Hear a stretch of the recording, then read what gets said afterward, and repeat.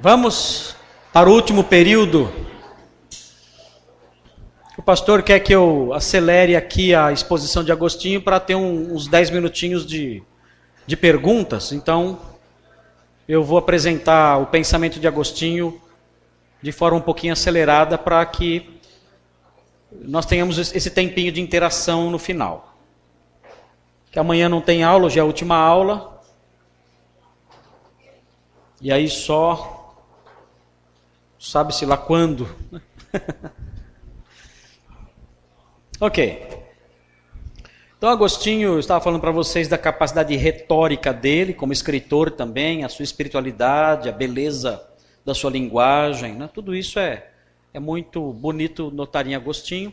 Também a sua ortodoxia. Você vai encontrar em Agostinho erros teológicos, né? Especialmente no campo do batismo. Ele tem algumas noções assim que a gente estranha, soa desconfortável para os nossos ouvidos evangélicos, as noções que ele deixa aflorar sobre batismo, né?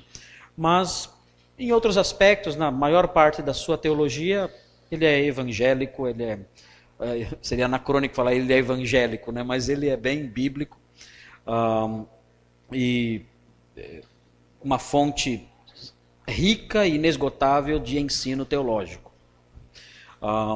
Agostinho se converteu com 32 anos, 33 anos mais ou menos, em Milão. Ele foi maniqueu. Maniqueu é uma seita gnóstica, nós vamos ver aqui. E ele, antes de se converter, ele tinha uma concubina. Agostinho ele é conhecido entre os pais da igreja por sua vida de promiscuidade, mas parece que existe um certo exagero popular acerca da promiscuidade de Agostinho antes da sua conversão. Ele fala que quando chegou em Cartago, quando era jovem, ele se viu diante de vários convites lascivos, tudo mais. Ele fala que ele ainda sonhava com dançarinas que ele tinha visto em Roma, tudo mais. Então ele frequentou lugares realmente ruins, mas Agostinho, na verdade, não foi o homem devasso que pintam muitas vezes aquela figura mergulhada absolutamente na prostituição e no lixo. Isso não é verdade, essa visão não é verdadeira. Agostinho se envolveu sim, teve uma vida marcada por alguns excessos, mas ele teve uma mulher, não era esposa dele, era uma concubina dele. E ele viveu com ela muitos anos e foi fiel a ela durante todo esse tempo. Os dois viveram como marido e mulher, mas sem se casarem. A mãe de Agostinho, Mônica, arrumou um casamento para ele com uma menina de 11 anos. Isso era comum na época, né? E estava aguardando o momento, a idade núbia, a idade da menina se casar para consumar o casamento dela com Agostinho. Então, por causa disso, essa concubina foi expulsa, teve que ir embora. Estava em Milão e teve que ir embora para voltar para a África. E foi um momento muito triste para a vida de Agostinho, porque Agostinho gostava muito dessa moça, era apaixonado por ela.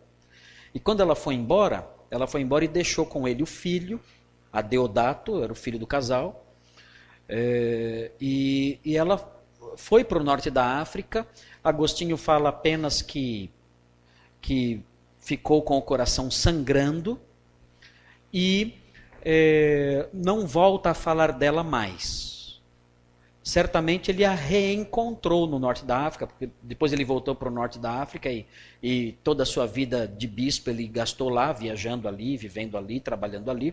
Certamente ele a reencontrou, mas ele nunca mais voltou a viver ou a se casar com ela. Naqueles dias o bispo podia se casar, não tinha problema se casar. Amigos de Agostinho, bispos, eram casados, então não era proibido o casamento de bispos. Mas Agostinho optou por não se casar e se dedicar somente à vida episcopal, à vida de oração, à vida de escritor. Ele não quis se casar, decidiu se casar com a continência, né? E não voltou para essa mulher. Mas ele sempre gostou dela, sempre. Quando ele morreu, ele disse, as últimas palavras dele foram 3 nomes.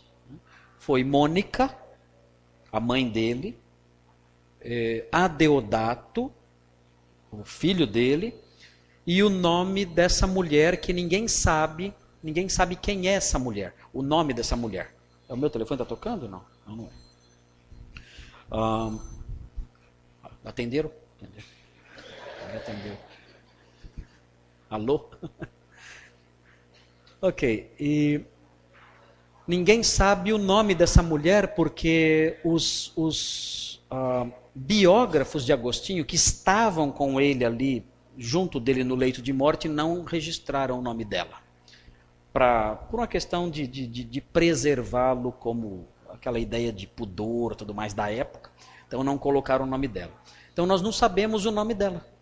É um personagem marcante na vida de Agostinho, mas ninguém sabe o nome dela, ninguém sabe. Recentemente saiu um livro alguns anos saiu um livro de um escritor dinamarquês chamado Jostein Gaarder. E ele escreveu um livro na forma de uma carta dizendo que o nome dela, dessa mulher, era Flora Emília. Flora Emília.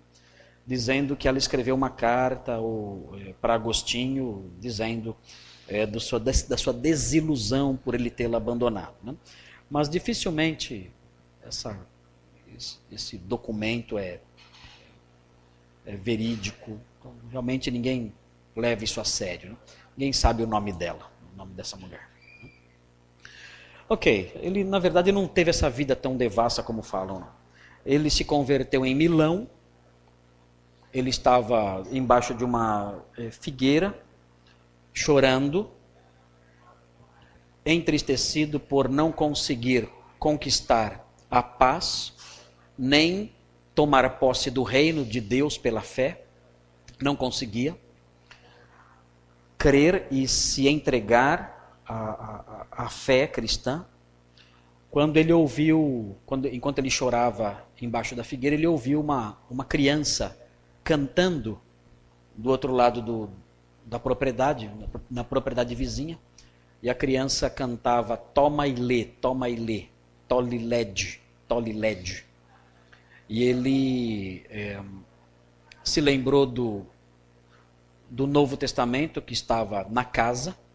Ele voltou para casa, ele estava no quintal, entrou na casa, pegou o livro, voltou para a árvore e abriu em Romanos 13, que dizia que nós não devemos andar em orgias e bebedices, mas revestivos do Senhor Jesus e nada disponhais para a carne no tocante às suas concupiscências.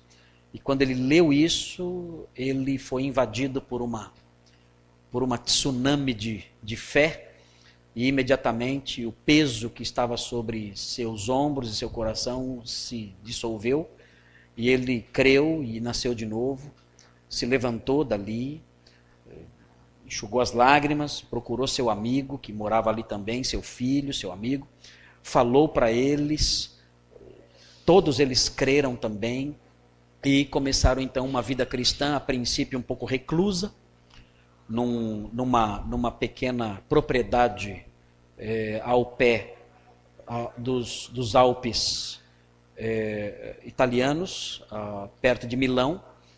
Ele se reunia lá com seus amigos, ficou morando lá durante algum tempo, num lugar chamado Cassicíaco. E ele ficou lá com os seus amigos e a sua mãe, durante algum tempo ali, estudando teologia e filosofia. E depois viu que por alguma razão ele decidiu abandonar essa vida, depois de algum tempo. Era patrocinado, ele tinha patrocínio para viver assim, como professor de retórica que ele era, tudo. E aí ele voltou para o norte da África. Quando voltou, a mãe dele morreu em Hóstia. Foi uma grande perda para ele. Agostinho sempre esteve muito perto da mãe dele. É muito interessante ver o quanto Agostinho era apegado à mãe dele.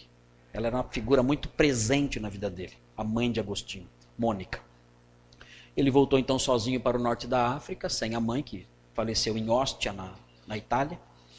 E se estabeleceu ali. Quando ele foi visitar Cartago, foi aclamado bispo pelo povo.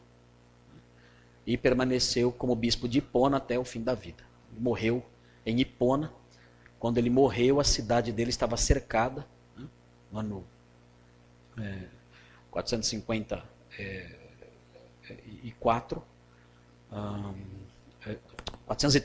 Ele nasceu em 354 e morreu em 430. Quando ele estava na cidade dele episcopal em Hipona, os vândalos estavam cercando a cidade, para tomar a cidade. Então ele morreu dentro dos muros da cidade, e depois que ele morreu, os vândalos tomaram a cidade e colocando fim, né, ao Império Romano na África, pondo fim à cultura clássica. Então é interessante que Agostinho morreu junto com uma civilização. O fim de Agostinho coincidiu com o fim de uma civilização, o fim de uma era. Ele fecha os olhos na sua cidade episcopal e, ao mesmo tempo, a história também, uma fase da história fecha os olhos, né? Que é o fim da cultura clássica. E aí o período bárbaro começa. E os bárbaros destruíam tudo. O nome vândalos tem até essa conotação hoje em dia. Os vândalos destroem tudo, mas o amigo dele, tem um amigo que preservou seus escritos. Esses escritos chegaram até nós. Sua biblioteca, os seus livros. Possídio, um amigo dele, escreveu sua biografia, conheceu ele pessoalmente. Então são dados muito interessantes da patrologia. Então, se você quiser conhecer a história da vida de Agostinho, você pode ler um livro chamado Santo Agostinho, uma biografia. É o nome do livro, Santo Agostinho, uma biografia. O nome do autor é Peter Brown. Peter Brown Oi? Se eu não me engano, é a editora Record. Peter Brown é um livro fascinante, completo. Eu acredito que a melhor obra sobre a vida de Agostinho na atualidade é essa aí. Dificilmente você vai achar um livro melhor do que esse sobre a vida de Agostinho. Você vai gostar muito da leitura de Peter Brown. É uma leitura extensa, é um livro de 800 páginas, né, ou mais. Mas vale a pena, é um livro que vale a pena ter e ler. Você vai gostar muito da história de Agostinho. E também as Confissões, que é a autobiografia dele. Ele conta o seu nascimento, conversão, a sua vida, enfim, é um livro autobiográfico.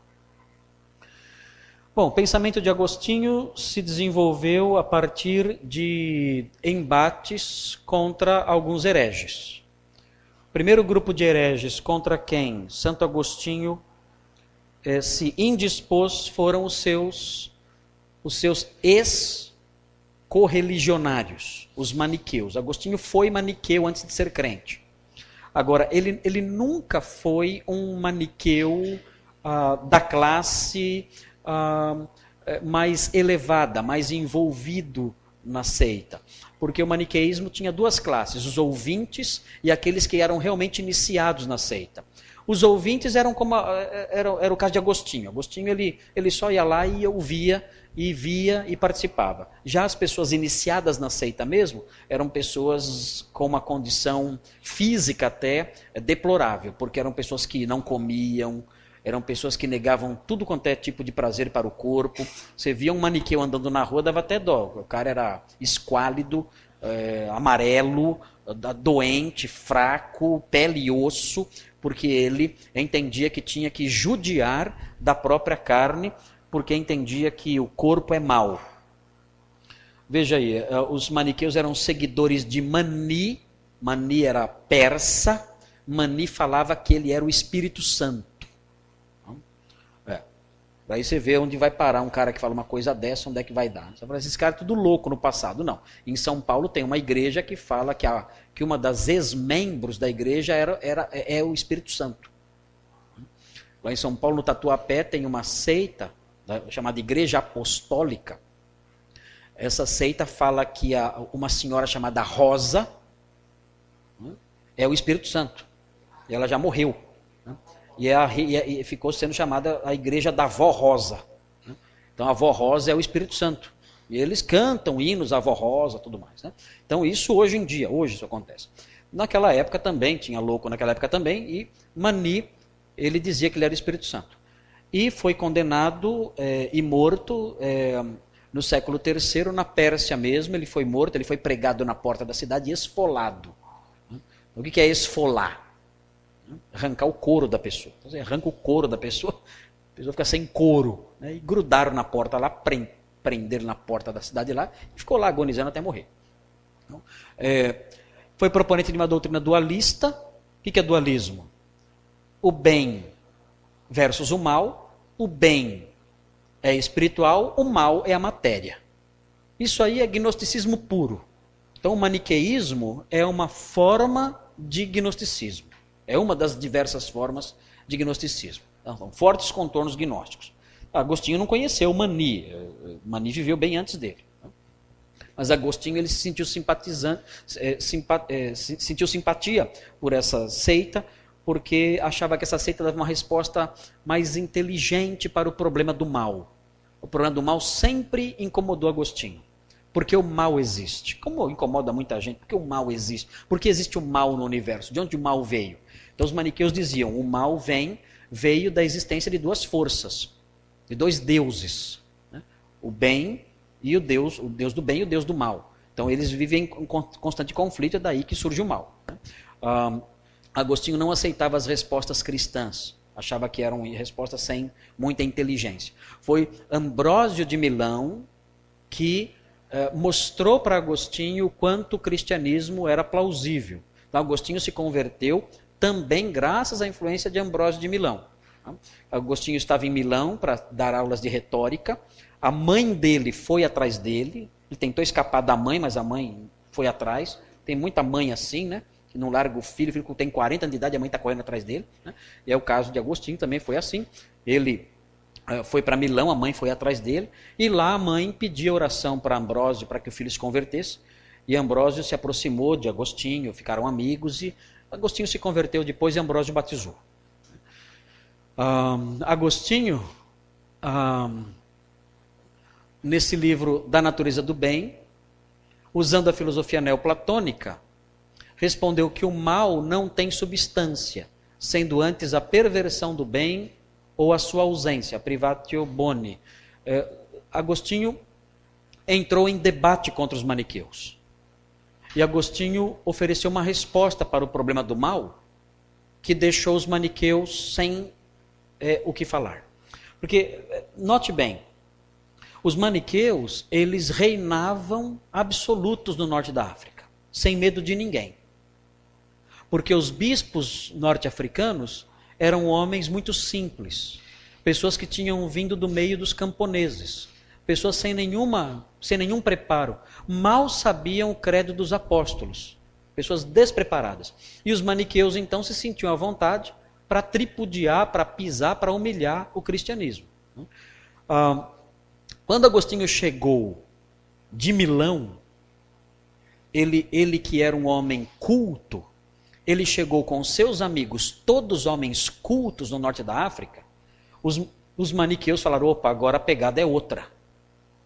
Porque bater em semi-analfabeto é fácil.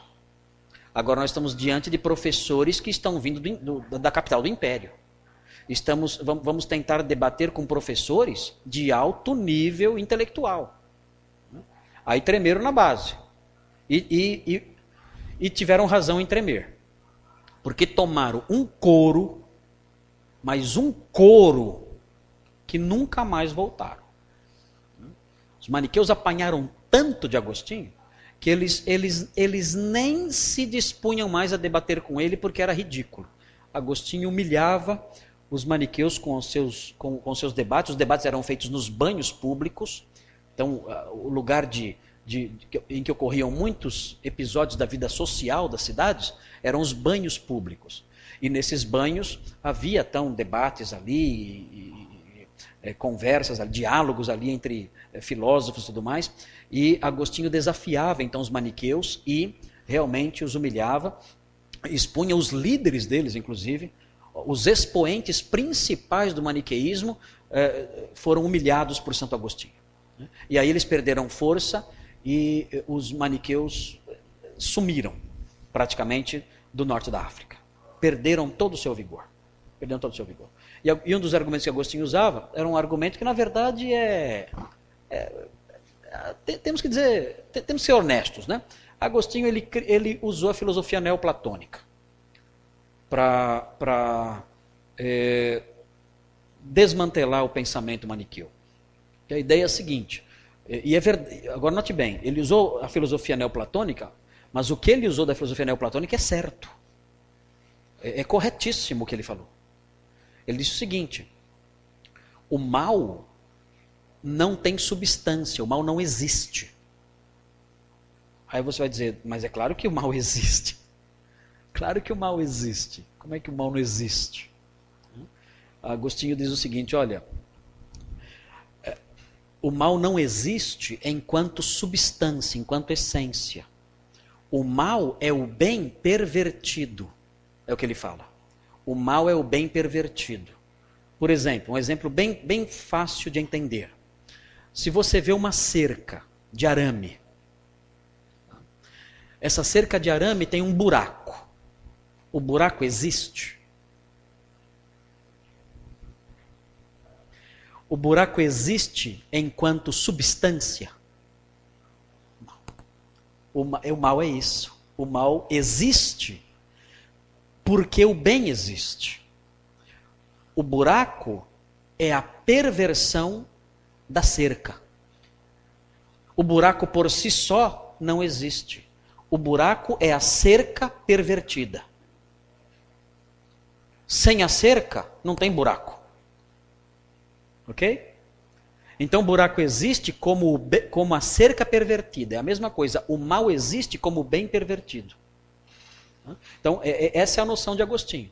Então, por quê? Porque ele fala o seguinte: toda substância foi Deus que criou. E Deus não criou o mal. Como é que eu sei que toda substância foi Deus que criou? É só ler Gênesis 1 e 2. E quando Deus criou tudo, ele falou que tudo era bom. Então Deus não criou o mal. Tudo que Deus criou era bom. Então como é que o mal surgiu? Agostinho explica. O mal não tem substância. Toda substância é boa, porque Deus criou toda a substância. O mal é o bem pervertido. É o buraco na cerca. A ferrugem, por exemplo. A ferrugem não existe. A ferrugem é o ferro pervertido. Não existe ferrugem. A ferrugem não tem substância própria. A ferrugem é o ferro pervertido. Esse é o ensino de Agostinho. Então Agostinho fala o seguinte: tudo que há no mundo é bom. O mal é o bem pervertido. Até o diabo, a essência dele é boa. Mas a liberdade até do diabo é boa. Mas o mal existe na perversão dessa liberdade. O que é o pecado? Como é que o pecado passou a existir? O pecado é a liberdade pervertida. É o uso da liberdade para o mal. A liberdade é boa ou má? Boa. Mas se eu perverto essa liberdade, surge o mal. Então Agostinho explicou isso. E isso entrou para o cristianismo. Entrou totalmente. Hoje em dia, nas aulas, nos seminários, como este aqui, nas aulas de sistemática, você vai aprender. Deus não criou o mal. Você vai aprender isso. Deus não criou o mal. Como é que o mal surgiu? O mal é o bem pervertido. É o que você vai aprender em sistemática. Só esperar um pouquinho que vocês vão aprender isso aí em sistemática. O mal é o bem pervertido. O mal não tem substância. É por isso que tem a questão do livre-arbítrio, que esbarra nisso. O homem no Éden, ele tinha o livre-arbítrio. O que aconteceu? Esse arbítrio que era livre se corrompeu. Ele usou mal o livre-arbítrio. Livre-arbítrio é bom ou mal? É bom, mas ele usou mal o livre-arbítrio. O mal moral decorreu do uso impróprio do livre-arbítrio. Okay? Foi aí que o mal entrou no mundo. o mal entrou no mundo por causa do uso ruim de algo bom. Uma faca, é boa ou má? Uma faca. É bom. Não faz mal para ninguém. Não fala mal de ninguém. Boazinha. Mas o uso que você faz dela pode fazer surgir o mal. É isso que Agostinho fala sobre o surgimento do mal no universo. Satanás se tornou mal porque usou o bem de forma errada. Ele perverteu o bem, que era a liberdade dele. Então, Agostinho debate contra os maniqueus na primeira fase do seu trabalho na África e é vitorioso, ele sai vitorioso disso. Aliás, o maniqueísmo, ele até hoje, né, não tem mais força. Você conhece algum maniqueu? Quem conhece um maniqueu? Eventualmente surgem esses grupos gnósticos se definindo, né, defendendo ideias maniqueístas, mas é um grupo que perdeu força, não tem mais força. Na época de Agostinho, não, eles eram muito fortes. O pensamento de Agostinho também se desenvolveu a partir do debate com os donatistas. Agora, os donatistas, eles não são hereges do mesmo nível que os maniqueus, porque eles não são pagãos. Os donatistas não são pagãos. Os donatistas são crentes, são cristãos.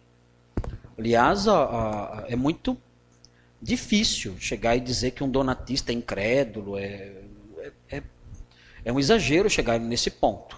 Talvez até alguns de vocês aqui sejam donatistas. Pode até ser. Eu vou descobrir já já. Vou descobrir já já. Né? Mas é possível que na igreja tenhamos pessoas com convicções donatistas. Vamos só entender um pouquinho a história deles, para você ver como essas coisas estão muito presentes. Essas coisas estão muito presentes na realidade da igreja atual. Em coisas corriqueiras que a gente enfrenta no dia a dia. Vocês vão ver. Veja aí. O donatismo surgiu depois da última perseguição do Estado romano contra a igreja.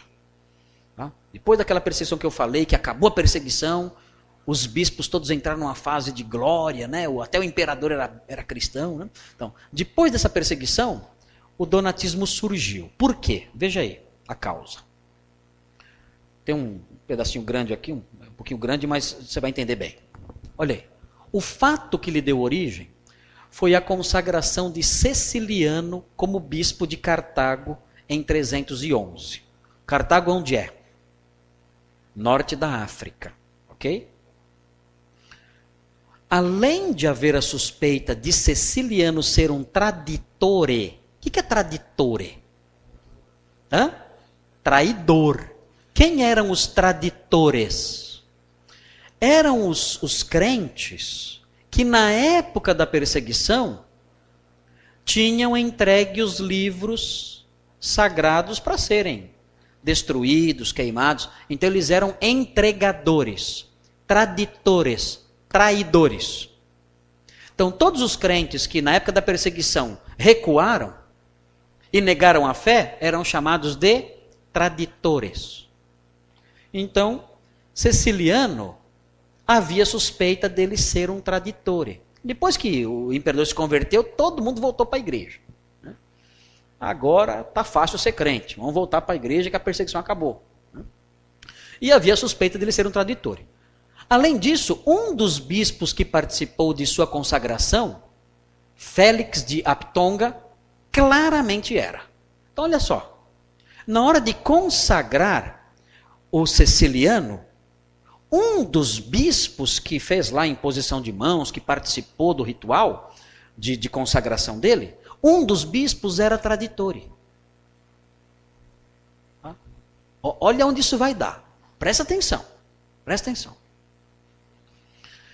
Foi assim anulada a consagração de Ceciliano, porque um dos bispos era indigno. E Majorino foi eleito em seu lugar. O sucessor de Majorino foi Donato.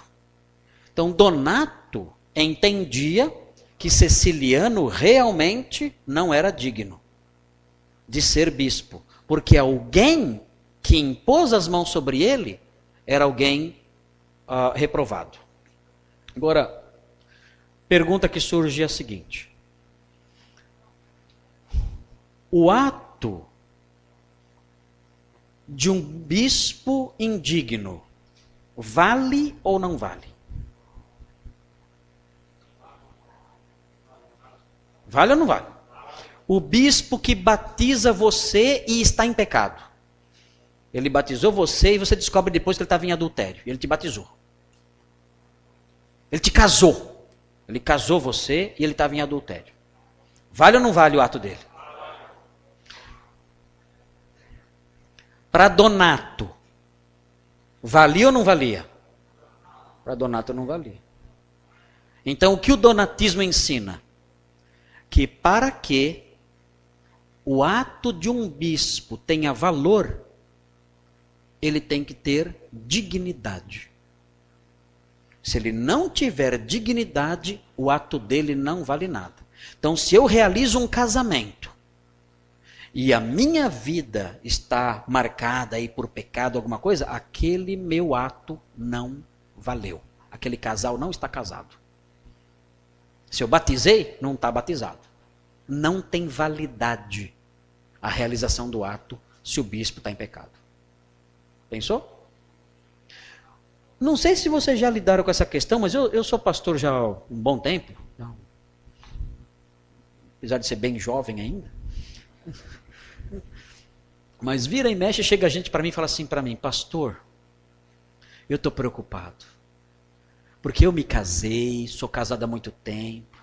E a gente tem passado alguns problemas. E eu estou com uma dúvida aqui comigo. Por que a gente passa tantos problemas no nosso casamento? Eu acho que sei o que é.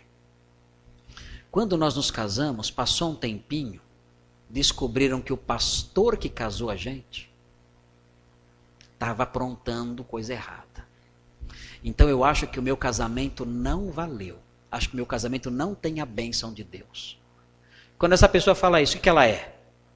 Ela é donatista. Aí eu já falo: faz a fogueira e queima. Está amarrado, né? Pode queimar, que é herege. Eu nem respondo a pergunta, eu falo: pode queimar, que não tem mais jeito. Né? Okay. Então, note que essas questões que são questões corriqueiras, diárias, que o pastor tem que lidar com elas sempre, são questões que a história da igreja responde para nós. Por isso a história eclesiástica é tão importante. Quando alguém diz isso para mim, tenho certeza que já fizeram isso com o pastor Cleiton, ou com você que é pastor e está aqui, eu tenho certeza que questões como essa já apareceram. Quando alguém diz isso para você, você imediatamente se vê diante de um problema teológico que tem 1500 anos. E que já foi elaborado, que já foi pensado, que já foi respondido. Né? E nos ajuda a responder também e ajudar, né? A pessoa que precisa. Muito bem, esse é o donatismo então. Então o donatismo ensinava que a validade do sacramento dependia da santidade do bispo. E ensinava também o perfeccionismo cristão. Tá? Ensinava também que a igreja é só de crentes, só. O que vocês acham disso? A igreja é só de crentes. Aí é um pouco complicado, né? Porque Jesus disse que o joio vai estar no meio. O joio vai estar no meio do trigo. Ou seja, dentro da comunidade eclesiástica vai ter sementes que Deus não plantou. E aí você fala assim: deixa a gente arrancar. E o que Jesus fala? Não, deixa aí. No final eu separo tudo. Deixa por enquanto aí. Vai que você arranca errado e sai o que é bom junto, então deixa aí. Então todo pastor tem que conviver com a grande realidade de que na sua igreja vai ter bode. Ou lobo. Então não adianta. Na minha igreja tem lobo. Na igreja do pastor Cleiton tem lobo. Aqui tem lobo. Aqui tem lobo. Quem é lobo, levanta a mão aí. Aqui não, aqui acho que não tem, né? Aqui não tem. Mas a grande realidade é essa. Né? A igreja de Cristo, ela vai ter sempre lá os lobinhos ali. Não tem como escapar disso. Né? E os donatistas idealizavam essa igreja sem pecado e tudo mais, e só com crentes, só com ovelhas. Né? Mas a igreja só com ovelhas, só lá no céu. O donatismo obteve liberdade de culto em 321 e formou uma forte igreja rival, especialmente numerosa no norte da África. O donatismo foi forte no norte da África. Tem um mapinha que vocês vão receber, já está já com a coordenação. Vocês vão receber uma mapinha que eu mostrei aqui, que tem um quadrinho que mostra os pontinhos ali das igrejas donatistas e alguns pontinhos das igrejas católicas, ortodoxas. Você vai ver como tinha donatista naquela época. É muito, muito, muito. Era do tipo assim, aqui está uma igreja ortodoxa. Do outro lado da rua, uma igreja donatista. Era assim. Uma do lado da outra. Era impressionante naqueles dias lá. Muitos donatistas. Ok. Vamos ver aí qual é o conceito de Agostinho. Olha lá. Primeiro, Agostinho combateu o conceito de uma igreja pura, dizendo que a igreja abriga tanto o joio como o trigo até a separação final, que é a resposta de Jesus para essa questão. Ele também propôs o princípio, e aqui tem que anotar. Olha, de novo, você vai falar, nossa pastor, quanta palavra em latim, tem que decorar, né? Mas é muito legal saber isso. Ele também propôs o princípio consubstanciado na expressão ex opere operato. Então, essa expressão é muito importante nessa discussão. Que significa ex opere operato. Os sacramentos operam de si mesmos. Eles operam por si próprios. Porque eles dependem da virtude do Senhor e não do ministrante. Entenderam isso? Os sacramentos, eles têm virtude em si. Não dependem da virtude do ministrante, do pastor. Essa é a visão de Agostinho. Então, se eu distribuo a ceia, ela em si, ela não é detratada pela minha iniquidade. Não, ela continua sendo a ceia do Senhor. O batismo é santo, independe de mim, ele continua sendo santo. Ele opera de si mesmo, porque o Senhor o revestiu dessa santidade. Então, independe de mim.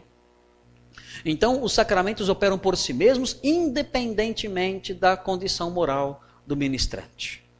Okay? Então, essa resposta é muito boa, que nos dá segurança também. Não é verdade? Nos dá segurança. Pô, já pensou? Vai que você descobre que o casamento do seu tataravô não valeu. E aí? Como é que você vai fazer? Já morreu os dois, já. Vai fazer o quê? Só você fizer que nem o G12 faz uma regressão, né? E abençoa lá, quebra a maldição, um monte de besteirada que estão falando por aí. Né? Só se fizer isso. É a única solução. Então não tem sentido isso, não tem lógica isso. Né? Então, essa resposta de Agostinho foi muito sábia e uma resposta teológica madura que resolveu o problema. Olha só que legal isso aqui. O que eu gosto de Agostinho são eu gosto muito da criatividade dele. Olha o que ele fala. A santidade e poder dos sacramentos, aí vem. Essa palavra sacramento, eu sei que a gente estranha um pouco, tá? Mas a gente se refere aqui aos atos do bispo, batismo, ceia, casamento, essas coisas que são próprias da ministração episcopal. A santidade e poder dos sacramentos baseiam-se na santidade de Cristo, ok? Que não pode ser corrompida por bispos impuros. Agora, olha que legal o que ele fala agora. Assim como a luz do sol não é corrompida ao brilhar através de um esgoto. Olha que legal isso aí. A luz do sol brilha no esgoto. Não brilha? Brilha. E a luz do sol fica corrompida? Quando brilha no esgoto? Não. Mas brilha. É muito interessante como esse cara é criativo, né? Como é que eu nunca pensei nisso? Realmente, o fato do esgoto ser sujo não contamina a luz do sol. É muito legal, é legal isso para os pastores, né? Os pastores, quando vão pregar, né? Senhor, eu tenho tantas impurezas, né? Mas faz a luz da sua graça brilhar, mesmo nessa água suja que está aqui, né? Faz acontecer. O sol faz isso, o Senhor que é Criador do sol, né? Por que não faz isso mais uma vez? Hoje à noite no culto, né, enquanto eu for pregar. Né? Então, Agostinho ele fornece essas figuras tão ricas para nós. Né? Muito, muito lindo isso. Ok, já viu que eu sou devoto de Santo Agostinho. Né? Devoto. Ok. Muito bem, então esse é o donatismo. E por último aqui, para dar tempo da gente ter um diálogo, um bate-papo, a última controvérsia de Agostinho, que foi até a sua velhice, é contra o pelagianismo. Agostinho, ele já no final da vida, ele já estava já bem cansado já, e ele ainda envolvido em controvérsias.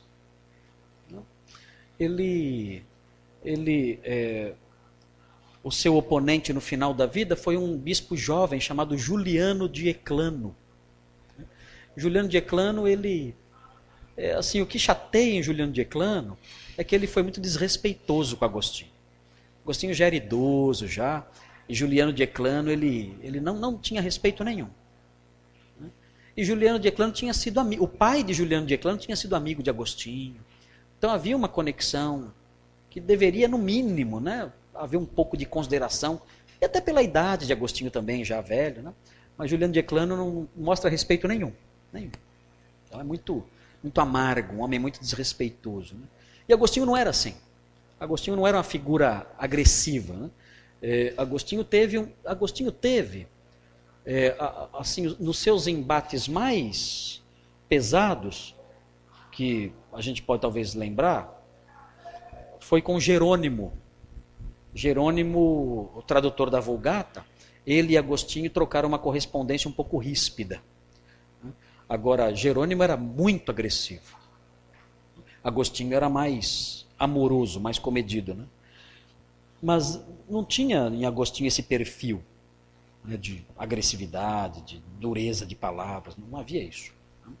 O próprio Jerônimo, no final, reconhece que Agostinho era um homem de Deus, uma figura brilhante e tudo mais.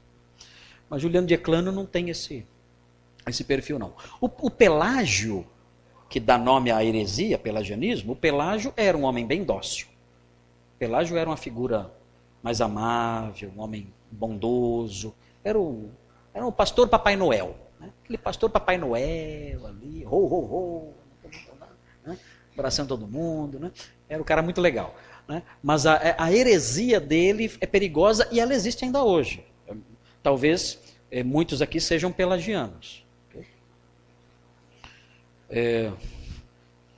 Já encontramos donatistas, já encontramos nestorianos, né?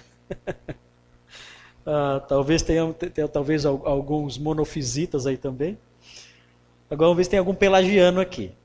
Pelágio foi um monge britânico contemporâneo de Agostinho.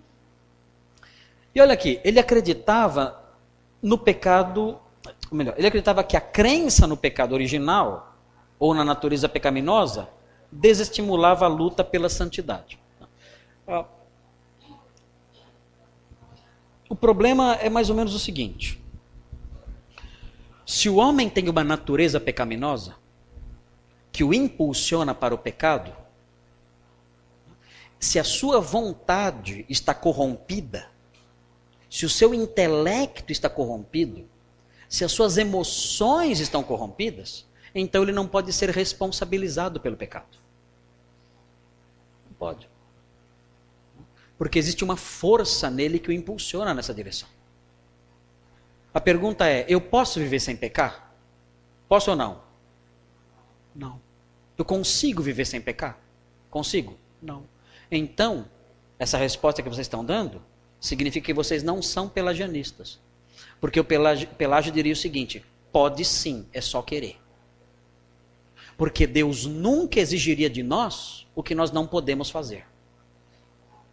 Entenderam? Se Deus diz, sede santos, é porque eu posso viver sem pecar. Deus nunca daria uma ordem que eu não pudesse obedecer. Seria o mesmo que eu chegar e falar assim, ó, tem um piano aqui. Mas isso aqui é um piano. Eu chego para uma criança de 5 anos e falo assim, pega esse piano e leva lá no andar de cima. Essa ordem é uma ordem bondosa? Se você não levar esse piano lá no andar de cima, você será punida. O que vocês acham de um pai que fala isso? Para uma criança de 6 anos. Pega esse piano e leva no andar de cima. Se você não levar, você será punido. Que tipo de pai é esse? É um pai louco. É um pai cruel. É um pai que está exigindo da criança uma coisa que ela não pode fazer. Então Pelágio fala a mesma coisa. Se Deus ordena algo para nós e nós não podemos, então Deus é cruel e injusto. Então esse negócio de natureza pecaminosa, Pelágio fala, isso não existe. Não existe natureza pecaminosa. Não tem esse negócio de eu ser inclinado, de eu ter uma inclinação para o mal, de eu ter uma vontade corrompida, nada disso. O que existe é a sua vontade, é o seu livre-arbítrio. Se você quiser, você faz. Se você não quiser, você não faz. É você que decide. Se você quiser viver sem pecar, você vive. E Deus tem que ajudar? Não. Não precisa da graça? Não, não, não. Não precisa da graça. Precisa só da sua decisão. Só. Mas nem a graça, nem a graça. Amém? Oh! Quase peguei de novo, hein? Quase peguei de novo.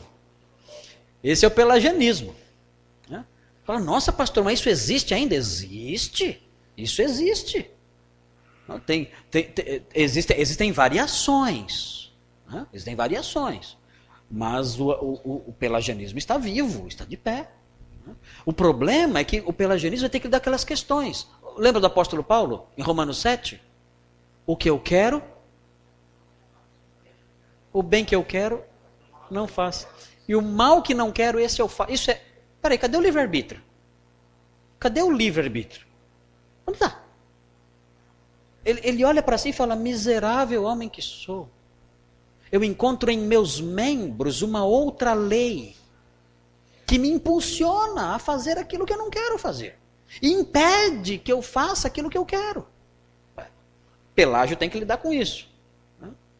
Parece que é um texto que ele não lida não, ele parece que desvia disso aí. Não lembra disso. Ok. Olha aqui, Pelágio dizia que as pessoas pecam por causa do ambiente em que vivem, não havendo nelas a tendência natural para isso. Elas pecam por causa da criação, por causa do seu. Mas você botar uma pessoa num lugar bem gostoso, lá, Fortaleza, uma praiazinha lá, tudo tranquilo, não vai pecar não. Negava que a graça fosse essencial para a salvação. Não precisa da graça, precisa só da vontade. E a vontade, você que decide. As pessoas só precisavam da iluminação vinda da palavra e da própria consciência, só isso. A palavra falou, você, não sabia, agora sei, pronto, está resolvido. Por que ele falou isso? Porque Agostinho escreveu uma frase nas Confissões, que você vai, quando você ler as Confissões, você vai ver essa frase lá. A frase diz assim, concede-me o que ordenas.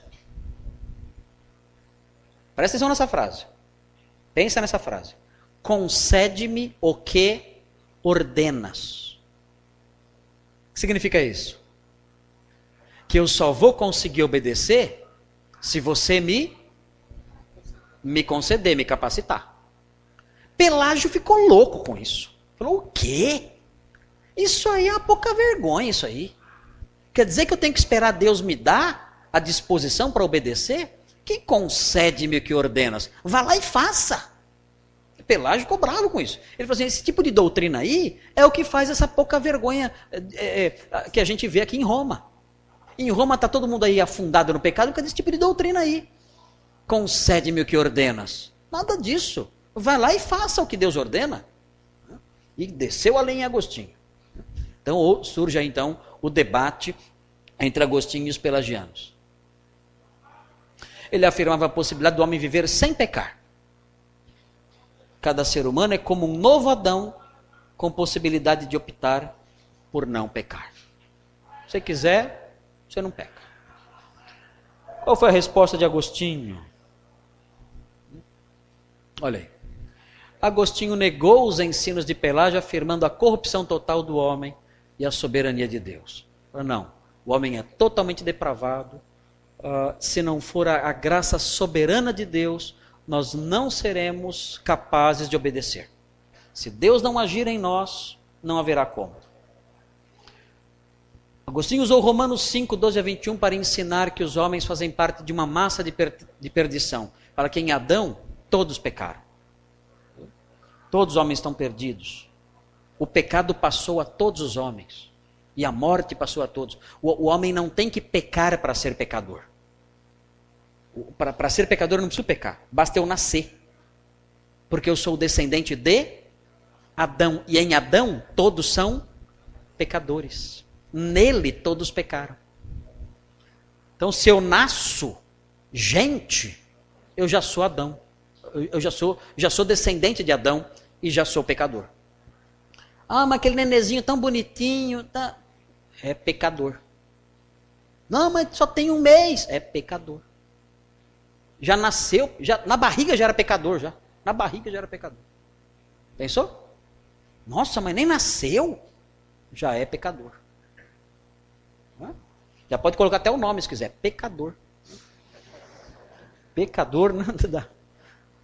Severino Pecador da Silva. Ok. Olha aqui agora, olha aqui algumas viajadas de Agostinho aqui. Né? A condição do homem só é desfeita pelo batismo. Opa! Agostinho gosta muito de batismo. Para Agostinho o batismo é crucial. Pelo arrependimento e pela graça sacramental que vem através da ceia e a presença na igreja e tudo mais. Mas isso faz com que essa condição do homem de escravo do pecado faz com que ele vá se libertando disso. Lentamente. Não de uma vez, mas lentamente. Mas o homem pode ir vencendo isso aos poucos. Não depende da sua vontade exclusivamente, mas dessa ação de Deus através desses meios. O homem sendo corrompido não pode viver sem pecar. Non posse non peccare. Essa frase é famosa. Non posse non peccare. O homem não pode não pecar. Não pode não pecar.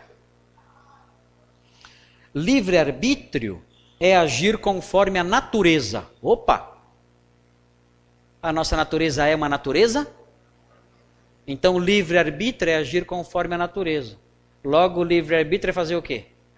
É pecar. Ai, ai, ai. Olha só. Como é a ave livre? A ave livre é a ave que voa. Como é a serpente livre? É a serpente que rasteja. Como é o pecador livre? É o pecador que peca. Nós temos livre-arbítrio nesse sentido, para seguir a nossa natureza. Se eu der liberdade, eu não vou fazer isso aqui. Mas essa garrafa está livre? Não, essa garrafa está presa na minha mão. E se eu der liberdade para ela, o que vai acontecer? Querem ver? Posso dar liberdade para ela? Posso dar liberdade para isso aqui? Se eu der liberdade para isso aqui, o que vai acontecer? Vou dar liberdade. Essa taça não está livre. Se eu der liberdade para ela será livre para cair. Assim é o livre-arbítrio do homem. Ele é livre para cair. Foi o que Agostinho disse. Ok.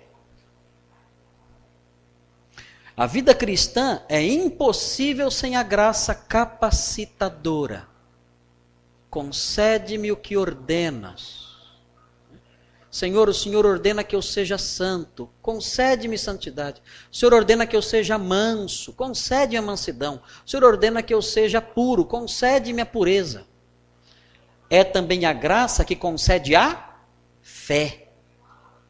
Pela graça sois salvos mediante a... E isso não vem, é dom de Deus. É a graça que concede a fé. Esse dom Deus dá a quem? É aí que entra Agostinho na predestinação. Que vai influenciar os reformadores no século XVI. Todos os reformadores abraçaram Agostinho aqui. Esse é o link entre Agostinho e os reformadores. Isso aqui foi esquecido praticamente na Idade Média. Na Idade Média isso aqui foi deixado de lado. Alguns personagens da Idade Média defendem isso aqui. Mas essa doutrina aflora com mais vigor na Reforma Protestante. Todos os reformadores creram nisso. Esse dom Deus dá a quem predestina. O homem de si mesmo seria incapaz de crer. Tem mais aqui um detalhezinho aqui? Não. Ok. É isso aí.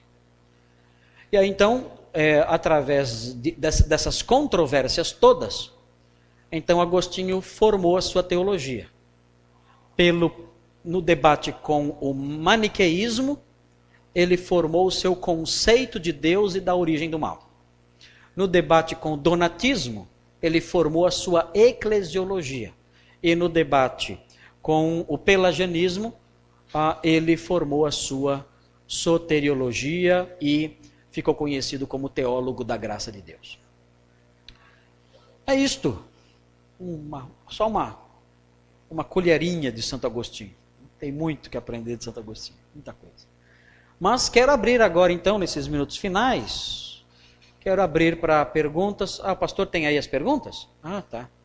Então, vamos ver se sabemos lidar com essas perguntas aí.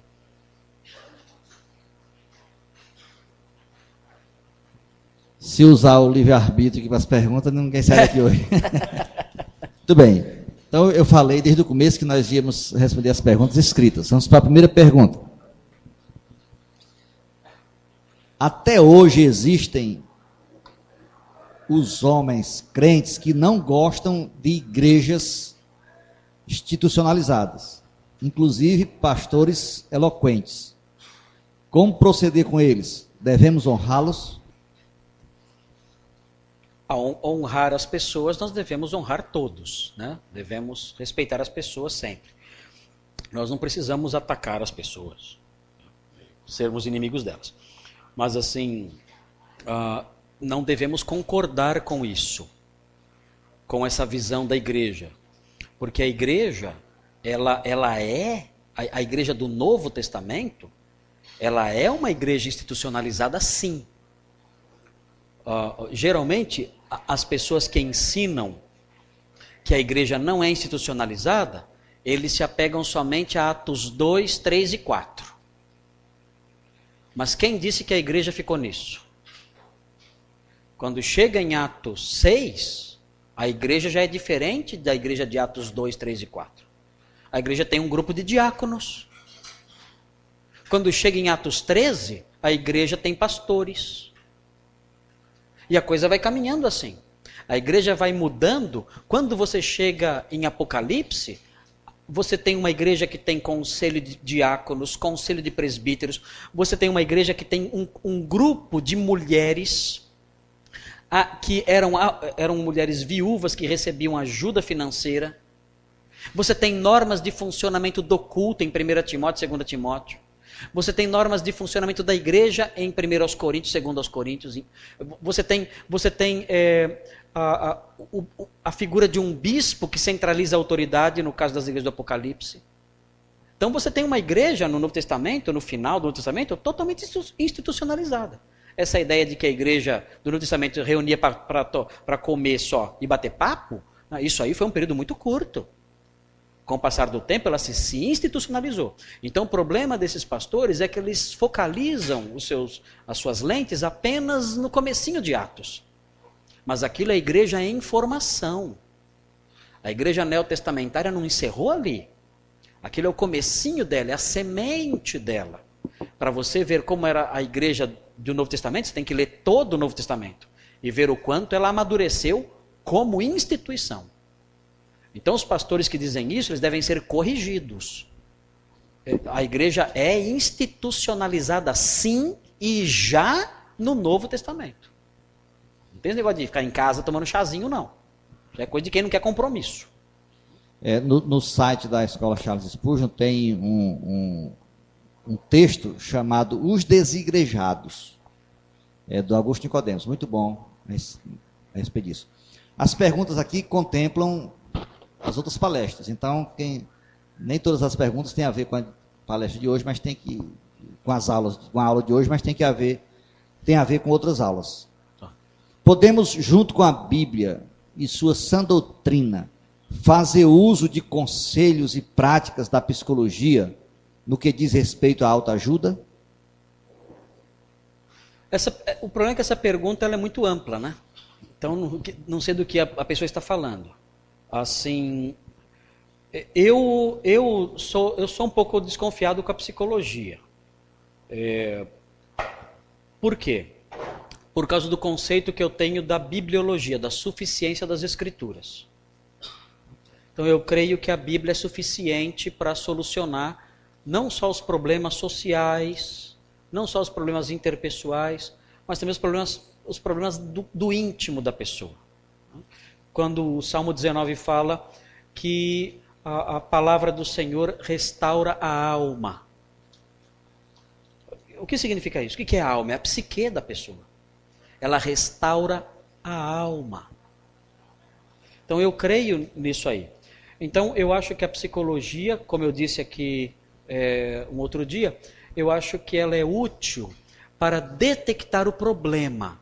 Então não acho certo o crente desprezar o psicólogo cristão, por exemplo, ou a psicologia séria. Tem muita psicologia que é bandalheira, mas isso qualquer profissão tem. Qualquer profissão tem. Até pasteleiro tem pasteleiro enganador. Né? Mas isso não significa que todo pasteleiro é enganador. Né? A psicologia tem seus profissionais sérios, de qualidade, estudiosos, né? Que querem realmente ajudar, que querem ser bons profissionais, bons médicos. Então eu creio que nós podemos aproveitar a psicologia para detectar os problemas, mas as soluções desses problemas é a palavra de Deus que vai dar. Então, o crente ele tem que ter um pastor junto com ele. E um pastor que conhece a Bíblia para ajudá-lo. Precisa disso, crente. Todo crente precisa disso. Quando os pais da igreja fixaram o cânon, é possível que algum livro inspirado tenha ficado de fora? Ok.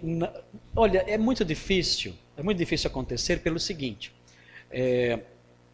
Os livros que foram arrolados como pertencentes ao cânon eram todos livros escritos por apóstolos ou profetas do século I. E outras opções que poderiam existir não eram de autoria apostólica. As opções que havia e que gerou um certo debate eram o Pastor de Hermas. O Pastor de Hermas foi debatido se ele entraria no cânon ou não. Mas o Pastor de Hermas é do século II. E sendo do século II, ele não é de autoria apostólica. Então foi muito fácil descartá-lo.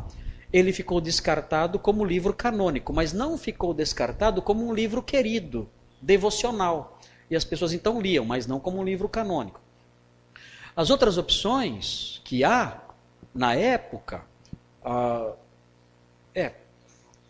são todas opções ou dos pais apostólicos, que a gente estudou aqui no primeiro dia, e essas opções elas são todas do século II, talvez com exceção da epístola de Clemente, talvez a epístola de Clemente no finalzinho do século I, mas que não arroga para si canonicidade, e os escritos dos gnósticos, que foram rejeitados por todos. Eu acho muito difícil isso ter acontecido, porque não há campo de opções. Você não tem assim um vasto número de livros no século produzidos possivelmente no século I, para dizer um ficou de fora. Não tem. As cartas de Paulo que ele escreveu e que não estão no cânon, elas desapareceram definitivamente. Por exemplo, as 2 cartas que ele escreveu à igreja de Corinto, e que ele faz alusão a elas. Essas cartas nunca foram encontradas, nem fragmentos delas foram encontrados, nunca. Então nós não temos aí um leque de possibilidades. Não dá. A não ser que queira aceitar os pais apostólicos, mas é literatura do século II. A literatura do século II já cai fora porque não pode ser de autoria apostólica. Então não dá. Eu acho que não tem, acho que isso é impossível. Eu nunca pensei nisso. Acho que isso é impossível. o leque é pequeno demais. E mesmo esse leque pequeno demais, ele não oferece nada que possa ser trazido. Agora, aquela história. Quando Agostinho morreu, quiseram colocar as obras dele no cânon. Aí você ia ter que vir para a igreja com as confissões e a cidade de Deus. Né? Mas isso, quem quis fazer isso foi a igreja galicana. A igreja da Gália quis fazer isso. Né? Mas era só um grupo na igreja querendo fazer isso. Os livros que foram aceitos no século V, em Hipona e Cartago, havia unanimidade acerca desses livros. Foi um processo muito seguro. Havia uma unanimidade já de séculos em torno deles. É muito difícil ter acontecido. Eu acho que não vejo nenhuma possibilidade disso. A última pergunta. Cristo vestiu a nossa capa, experimentou todas as nossas limitações. Então, como explicar o fato de que ele não tenha experimentado o nosso pecado? Ele não ter pecado? Se ele experimentou tudo, todas as nossas limitações, por que ele não experimentou? O que explica o fato de ele não ter experimentado o nosso pecado? É porque o nosso pecado ele não compõe a natureza humana. Então, é possível ser humano. Para que alguém seja humano, não precisa ter pecado. O pecado não faz parte da natureza humana. Adão era humano antes de pecar? Era humano. Adão era humano antes de pecar. Eu não preciso ter uma natureza pecaminosa ou a prática do pecado para completar a minha natureza humana. Ela já existe, com pecado ou não. Então Cristo pôde ser homem sem ter pecado, porque o pecado não é um componente da natureza humana. O pecado é um acessório. É algo que foi acoplado. Você imagina, por exemplo, um automóvel. O que ele tem que ter para ser automóvel? Ele tem que ter rodas, tem que ter direção, tem que ter motor. Se ele tiver um bagageiro, isso torna ele mais automóvel ou menos automóvel? Não. O bagageiro é um acessório. Se eu tirar o bagageiro dele, ele deixa de ser automóvel? Não, porque o bagageiro não é essencial. O bagageiro não faz parte da essência do automóvel. O pecado é o bagageiro. É possível ser humano sem ter pecado. O pecado, quando ele é colocado em nós, nós permanecemos humanos, com esse acessório a mais. Temos a natureza humana e temos uma natureza pecaminosa, que é um acessório a mais.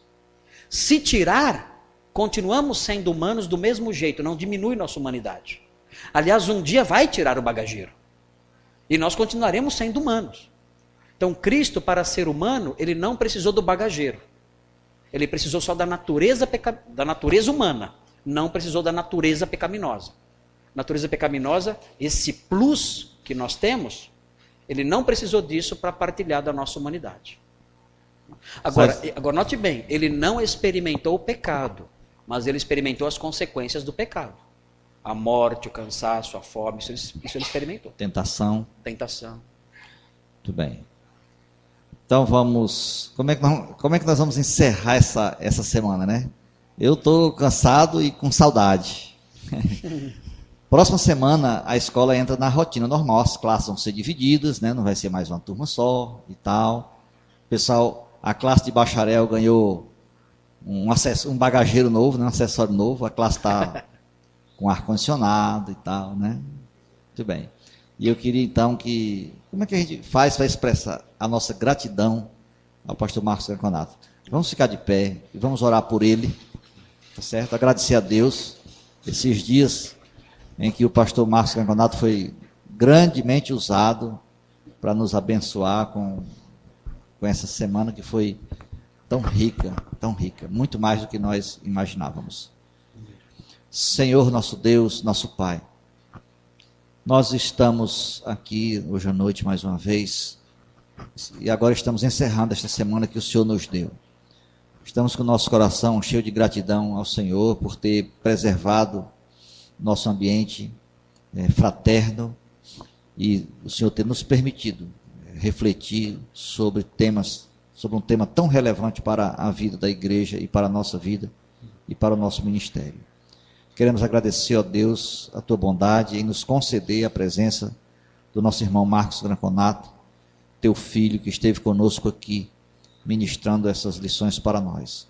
Nós queremos, ó Deus, acompanhar a sua vida e o seu ministério, intercedendo por ele, orando por ele, para que ele permaneça firme em suas convicções, que ele tenha saúde, que a família dele, a igreja dele, sejam abençoadas e que o teu servo seja guardado por muitos anos entre nós.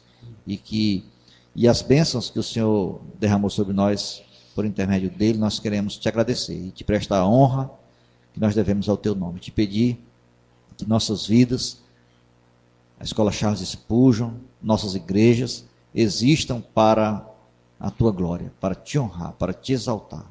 Enquanto isso, ó Deus, nos abençoe e nos despede em paz para os nossos lares. Amém. Amém. Irmãos, Deus abençoe todos nós. Pastor Marcos, um abraço aqui em nome da turma aqui, tá certo? Muito obrigado. Pela atenção de vocês essa semana. Deus abençoe e até algum dia aí. Com certeza.